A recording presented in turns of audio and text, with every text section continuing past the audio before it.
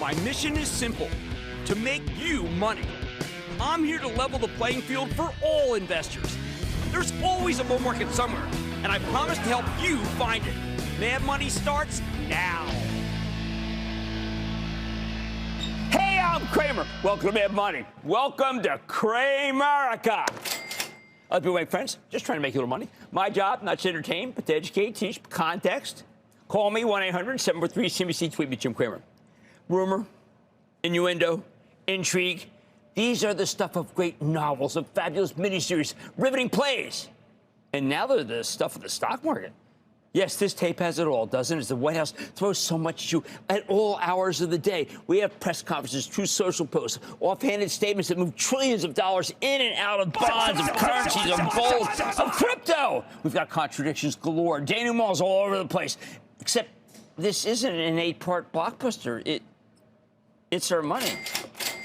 You know, it's gotten to the point where anytime you see the market go down or up big, a tweet's behind it. It's a tweet that can unleash trillions or shed the same amount, as it did all day today, with the drama ultimately sending the Dow up 619 points, while the S&P gained 1.8%. And here we go again with the NASDAQ rally, 2.06%. Nice comeback from yesterday's absolute ugliness. The house of pain.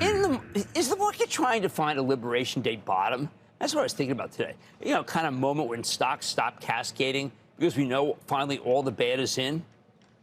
Not sure. I'm just not sure. I'm going to think about it all weekend. You know, and I know this weekend we're going to get some market-moving statements because have you ever noticed the weekends don't provide any more relaxation anymore because the president's got advisors, he's got to put people out, he wants to tweet, he's got meetings. No relaxation time, no downtime. Maybe this weekend, I don't know. Monday's trading, well, let's just say that it looks like that it's earnings season, so it's going to be even harder than usual. Oh, my. All right. Well, let's start with Goldman Sachs, right? That's what it's the first bank stock. It's the first stock that reports this week. And I've got to tell you, usually doesn't report on Monday. It's interesting. JP Morgan stole the show today with a monster good quarter.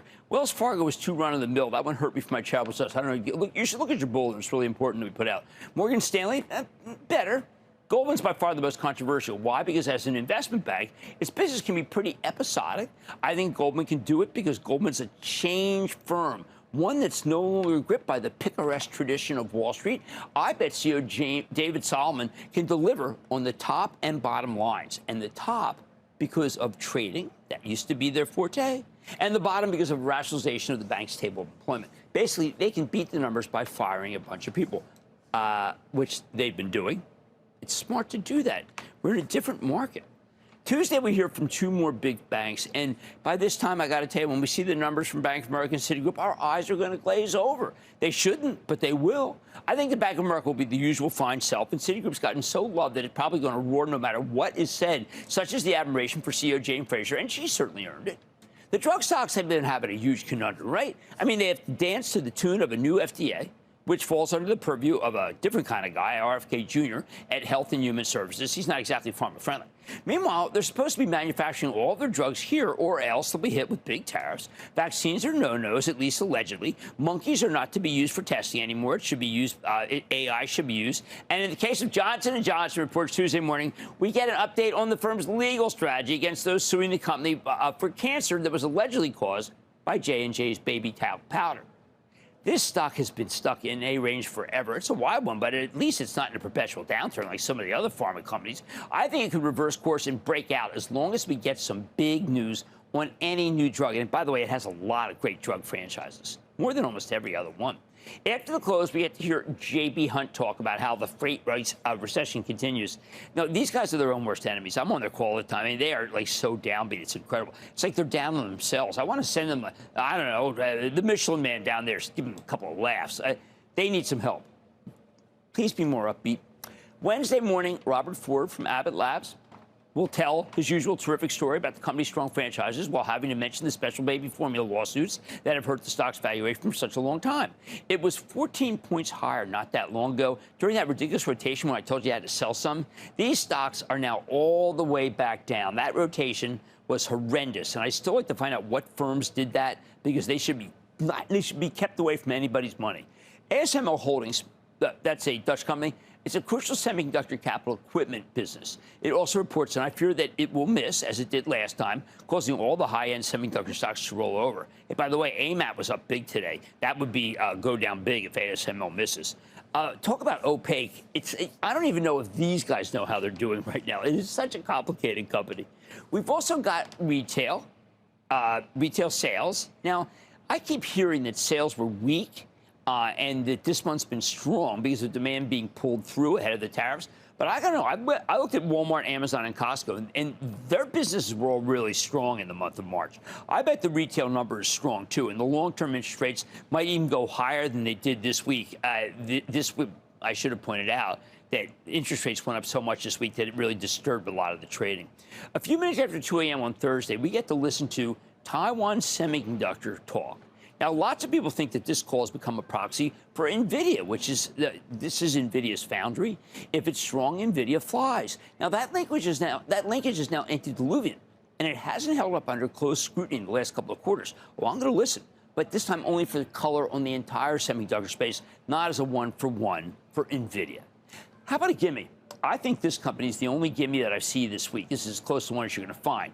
Not too high a price earnings multiple, not yet overly loved, purely domestic business, has pricing power. This is it. It's a universal buy. We recently featured American Express as part of its 150th birthday celebration. Now, this is a company that trades on new card signups, especially from younger people, and I think that it'll deliver on that strength when it reports on Thursday morning. Be careful, though, because American Express's stock trades badly the morning it reports. Badly meaning it doesn't reflect the fundamentals, one way or the other. So it might drop 8 points or go up 8 points and then reverse. I just want you to listen to the call before you pull the trigger. Trust me on this. I know I'm right. Okay, we also hear from Blackstone. That's the private equity firm on Thursday morning. Now, normally we wouldn't be all that focused on this one, but Blackstone has this gigantic data center business within the company. And we need to keep up on these because there are all sorts of doubters now about the data center. That had been a theme that I thought could last for some time. And right now people feel that theme is over. Now, Blackstone will tell us otherwise. It could help the beleaguered stock of NVIDIA and a bunch of the companies like Vertiv if Blackstone is positive on data centers. Finally, after the close, Netflix reports. Now, we're lucky to have Friday off for Good Friday because studying the Hydra-headed Netflix call requires a huge amount of time.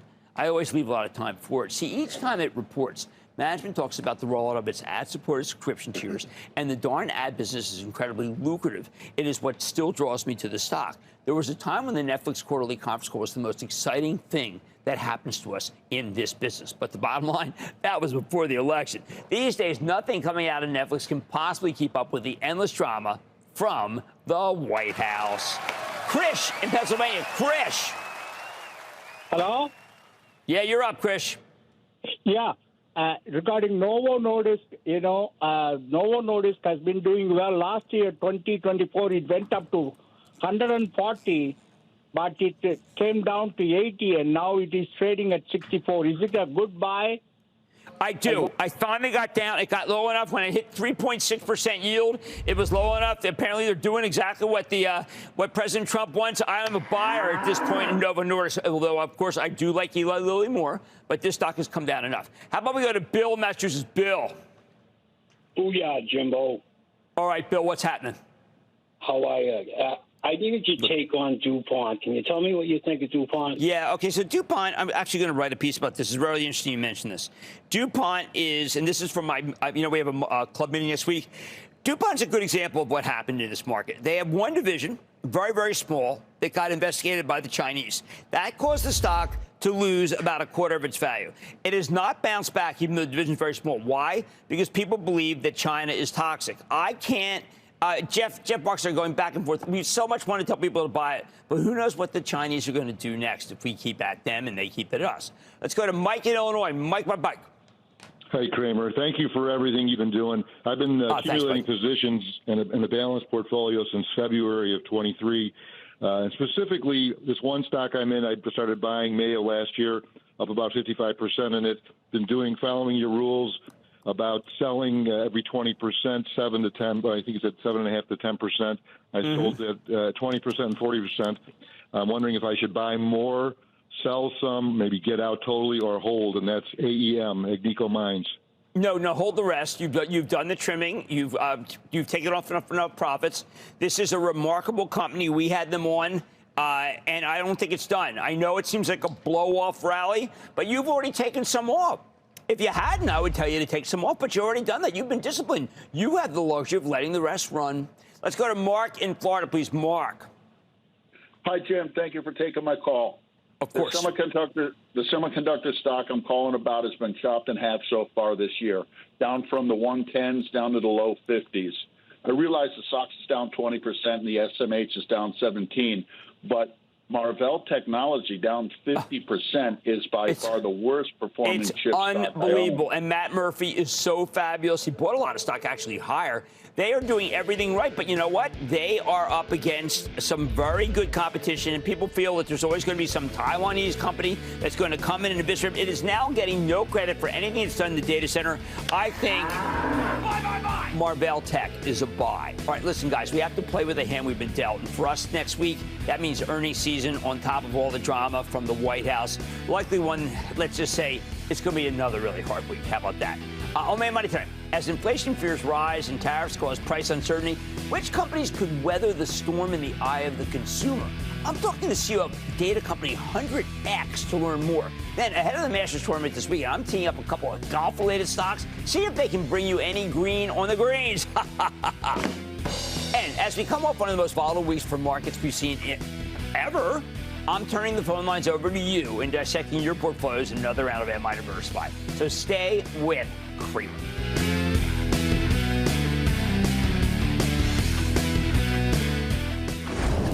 Don't miss a second of Mad Money. Follow @Jim Cramer on X. Have a question? Tweet Cramer. #MadMentions. Send Jim an email to madmoney@cnbc.com or give us a call at 1-800-743-CNBC. Miss something? Head to madmoney.cnbc.com.